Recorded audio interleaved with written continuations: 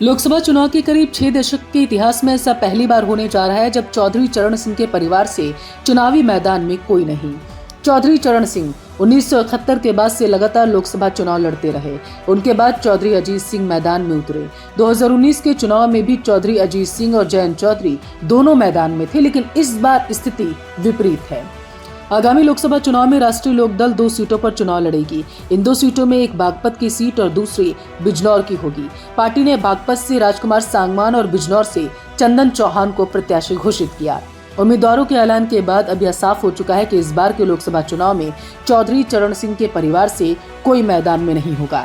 देश की राजनीति में 1971 के बाद से ऐसा कभी नहीं हुआ कि उनके परिवार से कोई चुनाव न लड़ा हो, लेकिन इस बार ऐसा होने जा रहा है। इसके पीछे बीजेपी आरएलडी के बीच हुई सीटों की डील है। एनडीए में शामिल हो चुकी आरएलडी को यूपी में 2 सीटें मिली। ऐसे में कयास लगाए जा रहे थे कि इनमें से एक सीट पर जयंत चौधरी जरूर चुनावी ताल ठोकते हुए नजर आएंगे, लेकिन ऐसा नहीं हुआ। पश्चिम उत्तर प्रदेश की बागपत लोकसभा सीट को चौधरी चरण सिंह का गढ़ माना जाता था। चौधरी चरण सिंह इस सीट से 1977, 1980 और 1984 में चुनाव जीते थे। तमाम राजनीतिक उठापटक के बाद भी चौधरी चरण सिंह चुनाव लड़ते रहे। अजीत सिंह भी लगातार चुनाव लड़ते रहे। चौधरी चरण सिंह के बाद उनके बेटे अजीत सिंह भी लगातार लोकसभा चुनाव लड़ते रहे। अजीत सिंह अपने पारिवारिक सीट बागपत से चुनाव हासिल करते रहे। वो बागपत सीट 1989, 1991, 1996, 1997, 1999, 2004, 2009 में सांसद बने थे। 2009 से चौधरी अजीत सिंह और जयंत चौधरी दोनों लोकसभा चुनाव लड़ने लगे। 2019 में अजीत सिंह मुजफ्फरनगर सीट से मैदान में उतरे थे।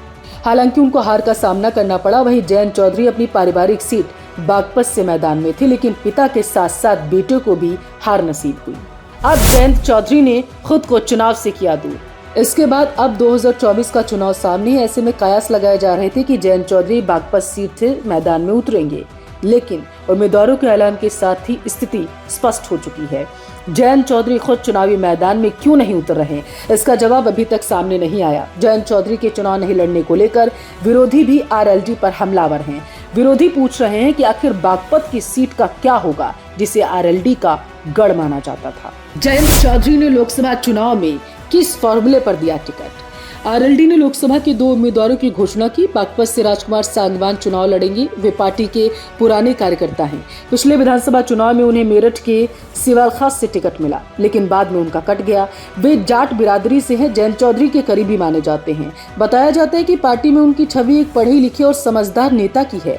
वे कभी कोई चुनाव नहीं लड़े। बागपत से आरएलडी के टिकट पर वे पहली बार चुनाव लड़ेंगे। आरएलडी ने बिजनौर से 35 साल के नेता चंदन चौहान को टिकट दिया। वे गुर्जर बिरादरी से हैं। चंदन अभी मुजफ्फरनगर के मीरापुर से विधायक हैं। वे पार्टी का उभरता हुआ नेता हैं। जयंत चौधरी उन्हें बहुत मानते हैं। चंदन के परिवार का राजनीति से पुराना रिश्ता रहा है। उनके पिता संजय चौहान बिजनौर से सांसद रहे हैं। इनके दादा नारायण सिंह चौहान यूपी के डिप्टी सीएम रहे। आरएलडी ने क्या गुर्जर और जाट दोनों को साधा? आरएलडी को बीजेपी के साथ गठबंधन में यूपी से लोकसभा की 2 सीटें मिली। जयंत चौधरी ने एक सीट पर गुर्जर तो दूसरे पर जाट नेता को मौका दिया। इसका मतलब ये है कि आरएलडी अपना सामाजिक विस्तार करना चाहती है। पार्टी ने विधान परिषद के चुनाव के लिए जाट नेता को टिकट दिया। योगेश नौहार पार्टी के उम्मीदवार होंगे। नौहार पिछली बार मथुरा के मांच विधानसभा सीट से चुनाव लड़ना चाहते थे, फिर उन्हें टिकट नहीं मिल पाया। समीकरण चाहे जो भी रहे हों, लेकिन किसानों की आवाज रहे चौधरी परिवार से इस बार किसी के चुनावी मैदान में न उतरने से उनके समर्थकों में हो सकता है थोड़ी निराशा हो।